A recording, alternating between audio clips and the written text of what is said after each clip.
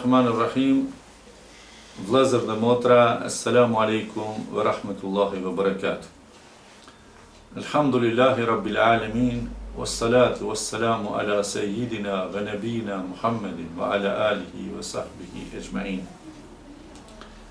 Në qenë se jemi në muajin më të madh, muajin e bekuar, muajin e Ramazanit, Allahu Jalla Jalaluhu në Kur'an ka urdhënuar than shahru Ramadan alladhi unzila fihi al-Qur'an, muaji i Ramazanit që në të është shpallur Kur'ani. Na vetëm kur të thojmë vëllezër dhe motra, muaji i Ramazanit është shpallur në të Kur'ani. Çto vetëm që tekst me marr, është shpallur në të Kur'ani. Por neve a dini çfarë madhështi është shpallur për neve ligji i Allahut, që me te, me leximin e Kur'anit, e adhurojmë Allahun subhanahu wa ta'ala. Bismillahirrahmanirrahim, inna anzalnahu fi lejletil qadr, wa ma adrake ma lejletul qadr. Madhështi e madhe, vallahi. Shikon Ramazan, edhe ata që s'janë fetar për Ramazanit, tash në Ramazan bëhen fetar. Pse? Sepse Allahu Jalla Jalalu ka dashur, sikur që ka tregu pejgamberi sallallahu alaihi wasallam, ata shejtant e mëdhenj, ata dirigjentët e mëdhenj të shejtanëve i pengon, i lidhen për hir të muajit Ramazanit. Ata dreqnit e vojnë, ata shqetitjen. Keni pa? Shumica e njerëzve agjerojnë, po do dhe janë që nuk agjerojnë. Janë të mashtruar prej shejtanëve. Ja, si vjetë nxet, po do vjetë ka qenë nxet, e kemi kaluar. Subhanallah. Prandaj çka të bëjmë ky Ramazan, kur ta marrim vesh që Allahu po thot, shahru Ramadan alladhi unzila fihi al-Quran, muaji i Ramazanit që në te është shpallur Kur'ani. Kush është Kur'ani për neve? Allahu e boft Kur'anin për neve dritë shpirtit ton, dritë zemrave tona. Allahu na shoqëroft dritën e Kur'anit në varr kur të vdesim. Allahu na shoqëroft në hijen e Kur'anit ditën e gjykimit kur dalim për madhnisë Allahut subhanahu wa ta'ala. Vëllezër dhe motra, në më shumë për jau kushtojmë Ramazanin tash kohëve të fundit femrave. Por çfarë arsye sot po them për këtë? Për arsye sepse femrat e përgatisin iftarin.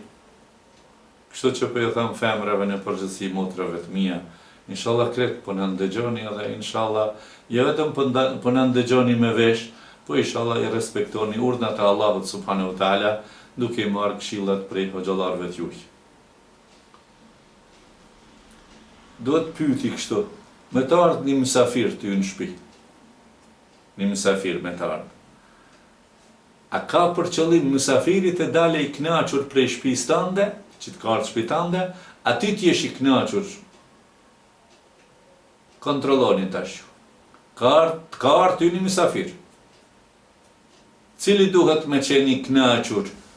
Ti me haje pije respekt që i ke bën mysafirit, apo mysafiri duhet me dalë prej shtëpisë tënde i kënaqur, me thonë, ja Rabi, çfarë familje, çfarë respekti, çfarë nderi, çfarë karakteri, çfarë pritje, çfarë përcjellje.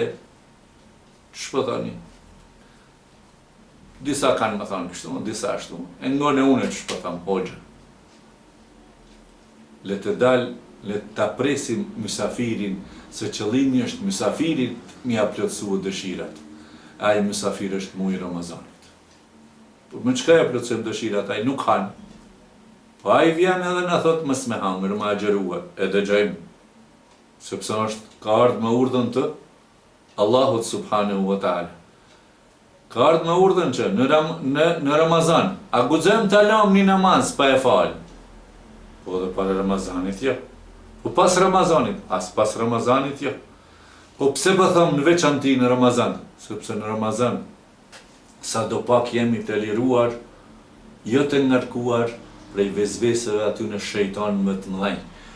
Meredatu shayatin, ka në hadith pejgamberit, quhen meredatu shayatin. Merede, ata arroganta të mëdhenj, të cilët e kanë ushtrinë e fortë, i prishin burre grua, prishin vlla e motër, prishin akrabane me zveti, bashkëpunojnë me sihirbast, bashkëpunojnë pra me magjistarët, bashkëpunojnë me fallxhit, bëjnë vezvesën e për familje, e i lanë të tjerit pa agjerin, pa namaz, pa respekt, pa iftar, pa zeqat, pa zekat, pa sadakat e fitr në fund, e kështu me radhë. Prandaj, në këtë muaj të madh të Ramazanit, duhet ju them të gjithëve, gjithë familjeve, në veçanti femrat tona, femrat në Ramazan. Motra jeme, ti e pregatisish edhe iftarin edhe sifyrin. Do njëherë edhe burri qarose, qonë nështë një iftar dikund, ose të blenë të gatshme prej furrës gjatë netëve të Ramazanit. Mirë po, ma shumë është bereqeti kur të hani në sofër. Jenë blemi janë e knina, se bereqeti ma i madhe është kur të hani në sofër. Po ju tregoj një rast të Muhamedit sallallahu alaihi wasallam, një ditë disa prej shokëve ti janë ankuar dhe i kanë thonë, ja Resulallah, po ham e nuk po ngopemi, pra po ham po s'po ngihemi. Pejgamberi i pyet, thotë mos po hanin veç e veç. Tha po ja Resulallah, po hajmë veç e veç. Çka urdhëron pejgamberi sallallahu alaihi wasallam? Thotë hani bashkë në sofër në një vend. Prandaj edhe unë juve po ju them prej porosisë profetike, pejgamberike, që të hani krejt në sofër bashkë. Le të shtrohet sofra e le të bëhet Bismillahirrahmanirrahim. O vllazërit e mi dhe motrat e mia, ndëgjoni një lajm sa shumë është interesant. Kur ardh sistemi e Enver Hoxhës në Shqipëri për ta shkatruar Islamin, a dini çka ka bë? Është për të çuditë, edhe juve ju vjen një çudi, edhe thoni ky Hoxh ka po i nxjerr këto fjalë, ka po i mbledh këto fjalë. Brenda javës apo më pak ditë ka djegur në Shqipëri mbi 250.000 sofra. Enveri në Shqipëri. Mbi 250.000 sofra ka djeg. Pse? Mos t'i leje muslimant më ullë në sofër, e me bon bismillah, e me hangër me dorë të djathtë. Ku me hangër? Ja, duhet më integruat ashtë në tavolina me hangër. Nes kemi pas bukë për sofër, a i tash në tavolina. A e kuptuat këte? Plus asaj e dini të gjithë se kemi të regu sa herë, sepse mranda 25 viteve i ka prish 1700 xhamia. Por inshallah do të rikthehen të gjitha në vendin e vet. Inshallah, boni dua dhe ju kush po më dëgjoni mua, edhe kush jeni me mua në dëgjim në këto incizime që po i bëjmë enkas për juve. Po besoj që edhe na keni sevapin që t'ju tregoj. Ulni thot pejgamberi në sofër. E pastaj çka me bon sofër ja Resulullah? Tha hani rreth e përçark sofrës. Edhe secili hani para veti. Jo në midis me marë në mes. Pse ja Resulullah? Sepse në mes zbret bereqeti. Mës shkoni me bon ushqimin në mes me marë, që ta pengoni zbritjen e bereqetit. Ju hani rreth e përçark bismillah para veti, bereqeti le të zbret në sofrën e ju i deri në fund. O vllaznit e mi edhe motrat e mia. Sot apo ishini familjet që dikush po mendon se ja ka plotësuar kushtet e familjes vet. E ka bon dhomën e fëmijëve veç, ja ka quë televizorat, internetin, kompjuterat, celularin, ku dhjanë i knina, e dhomën e fjetjes veç, ato veç. Kur po vjen koha e bukës, me siguri jeni të bindur në shpreh tham. Me siguri. Çfarë po ndodh? Hajde në sofër, një fëmijë po han bukë te interneti. 4 fëmijë e ka kap celularin, sandviçin që ashtu ha, e veç po lëviz në djathën shmajt. Me asi celular. Si kërune që kam këtë celularin, po kë jam i zban kështu, këta duhet me prej kështu. E po du me thonë, qysh ka mundësi muslimani sot, në vend se mu shtruan sofër, bismillah me bo, elhamdulillah, me dorë të djathtë, me hangër, e me pi me dorë të djathtë, e me thonë fund të elhamdulillah, e ju femnët e kini këtë obligim të madhë, sepse ju i keni, nuk po thonë ma shumë vetëm se, 2-13 orë me fëmijët jeni në shtëpi, 2-13 orë, e ndoshta edhe 5-16 orë. Pse po thon 5-16 orë jo 24 orë, por arsye se gjumi ju ndan prej fëmijëve. Vetëm gjumë që nuk i ke, ndoshta ndonjë nanë edhe në gjumë i ka nën kontroll fëmijët e vet. Allah ju ndihmoft. Prandaj po ju them të gjithëve, është ky muaj i madh. E kontrolloni çka po hani. E juve nënave, femrave po ju them, motrave të mia, që muaj të Ramazanit të bëheni më të devotshëm edhe ju. Të hani sifyrin, të hani iftarin, të ngutni iftarin, Si të bëhet iftari me njëheri. Po edhe njëkohësisht, mos ta lini 5 kohë të namazit pa e fal. Jo, unë e bona iftarin vallahi edhe me mbeti i qindia pa e fal. Jo, zguxon kështu muslimania me ba. E bona iftarin sunetin për iftar për e baj, e farzin që më ka urdhënu Allahu po e la. Jo. Por edhe njëkohësisht duhet ju them diçka juve femrave, gjatë përgatitjes së iftarit apo të syfyrit. I vrej unë në për kuzhina, sepse shkojmë në për shok, në për miqtë tanë, në për shok, në për xhamat, kush na tret në për shtëpia. Edhe i vrej këto gjëna. Kuzhinierja apo ajo në motër e cila e bën ushqimin, e përgatit ushqimin në kuzhinë, anë e kalëshua kuzhinën po punon, në kuzhinë po përgatit ushqimin, në tjetër anë e kalëshua televizorin kong. Edhe po kënën kong, edhe po kënën kong atje në kuzhinë edhe po përgatit. Ja, gabim është kjo. Konga është me ngua haram. E ti në kuzhinë po e përgatit ish iftarin, motër kujdes, gjatë kësaj koha iftarit, ja lëshon në ndonjë radio, ja internetin, ja i kini tash TV-at lokale, edhe dëgjoni një ligjerat, një ders, një mësim, një këshill, ose ju kësha thonë mas miri, lëshonin prej tash prej internetit, Kurani jo drejt për drejt. E kini në satelitin Arabsat, Kuranin drejt për drejt. E kini në internet, tash internet kretë shpijat kanë bërë thujese. Jo ndoshta kretë, po ndoshta të gjithë. Unë personalisht akoma se kam internetin, se kam bërë. Për shumë arsye, ndoshta po akoma. Këtu në xhami e përdori internetin, nga se marr lajme mjaft edhe shërbehem me internet, me Kur'an, çabën drejt për drejt. Prandaj edhe juve po ju them, e keni internetin të shtëpia ose satelitin e ki, po tash elhamdulillah disa prej kanaleve televizive lokale, edhe përmes kablovikit, TV lokale, përcjellin edhe çabën drejt për drejt, edhe përcjellin leximin e Kur'anit, që të jetë shtëpia e juaj, bashkë me iftarin, bashkë me namazin, të jetë edhe bashkë me Kur'anin famlar, e jo me melodi e muzik, e cila është prej sjelljeve të shejtanit, prej veprave të shejtanit.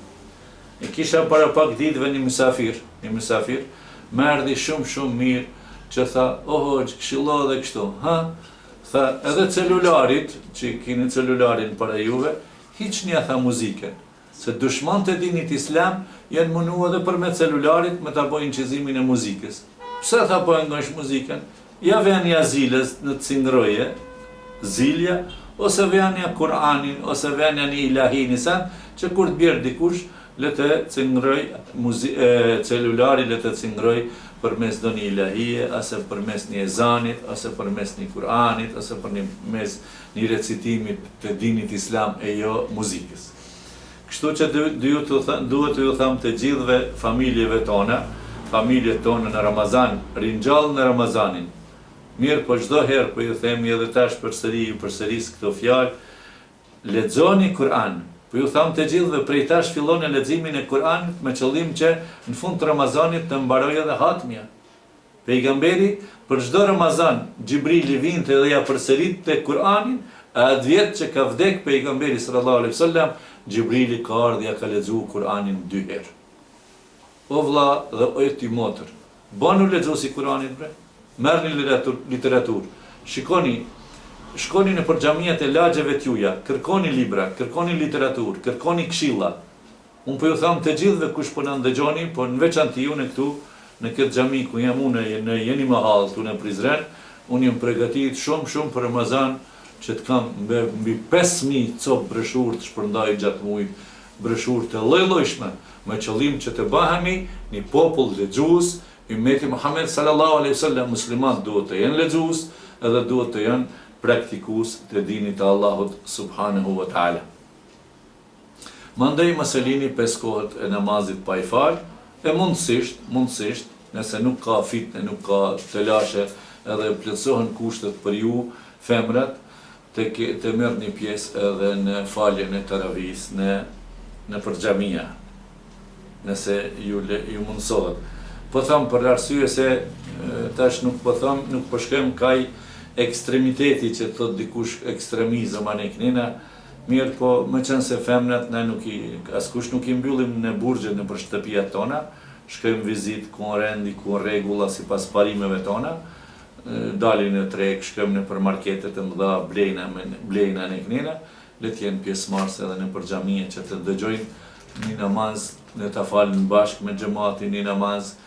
Kështu ishin edhe në kohën e Muhamedit alayhi salatu wassalam, në xhaminë e pejgamberit e kanë pas vendin femnat veç edhe kanë pas hyrjen veç. E lusim Allahun xhalla xhalaluhu motrat tona gjatë këtij muaji të jemi më aktiv, me namaz, me sadak, me zeqat. E lusim Allahun xhalla shanuhu që të dalim prej Ramazanit të bekuar me vepra të mira. Allah i na bëft kabul. Allah ja u pranoft lutjet qatë muajit Ramazanit, ja u pranoft leximin e Kuranit, ja u pranoft juve femnave mundin që e bani iftarin edhe sifirin, edhe ja u pranoft lutjet. Bani dua për neve, për juve, për akraban, për gjithë musliman, për gjithë umetin Muhammed sallallahu alaihi wasallam. Bani dua edhe për vëllezërit dhe motrat tona në Siri, çfarë vujtje kanë, Allahu i shpëtoft. Edhe jo Allahu ja bëft kabul, ja u pranoft juve agjerimin edhe ja u pranoft iftarin e këndshëm inshallah taala. Wassalamu alaikum wa rahmatullahi wa barakatuh.